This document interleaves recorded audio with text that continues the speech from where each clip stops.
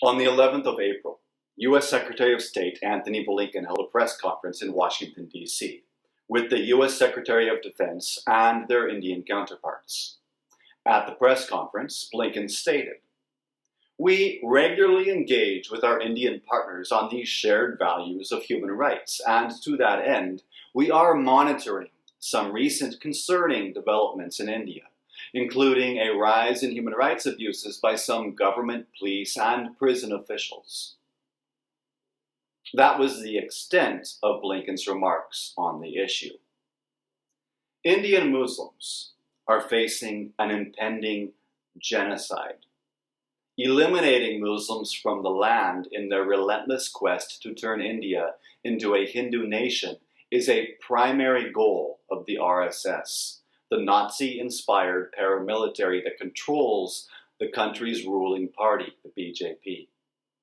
Under the Modi regime, we've seen lynchings, the CAA, NRC, the Delhi pogrom, concentration camps constructed in Assam, interfaith marriages criminalized, Muslims banned from wearing hijab in schools, calls for economic boycott of Muslims, Muslim merchants attacked, homes burned, mosques burned, calls for raping Muslim women, repeated calls for the mass slaughter of Muslims, governments razing Muslim neighborhoods, parade after parade after parade of gangs of hundreds of armed Hindu nationalists brandishing swords and dancing themselves into a frenzy of hate in front of mosques, and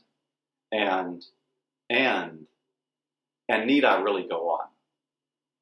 But this is the best that U.S. Secretary of State Antony Blinken can manage.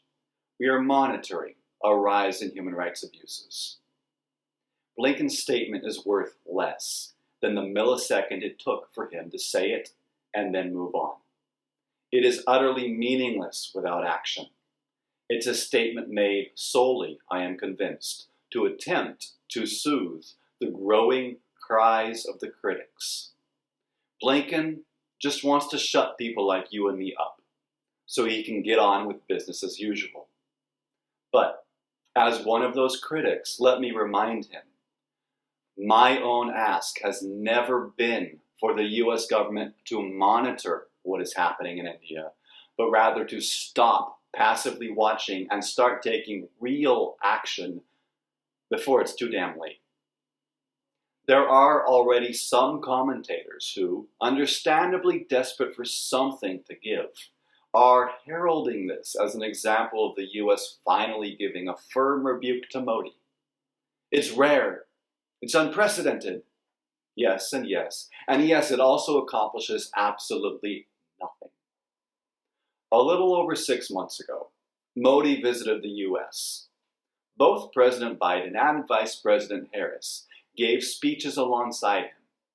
Harris gave a speech in which she, briefly, emphasized the importance of defending democracy, while suggesting that such a vision may not yet have been fully achieved.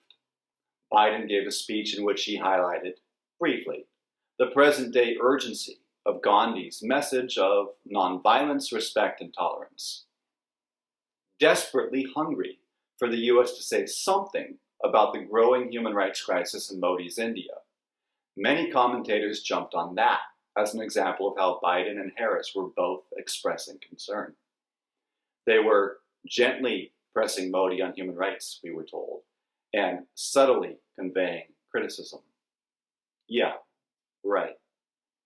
It was so subtle and so gentle that this is where we are today. Just 6 months closer to the impending Muslim genocide breaking out in full force.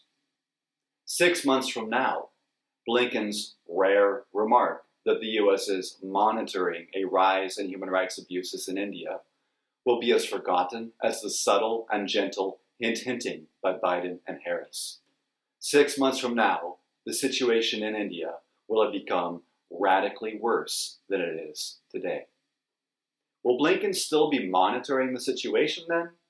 Or will he be openly criticizing the Modi regime for sanctioning the mass murder of its Muslim citizens? Here's my call to you, if you are a U.S. citizen who cares about this issue.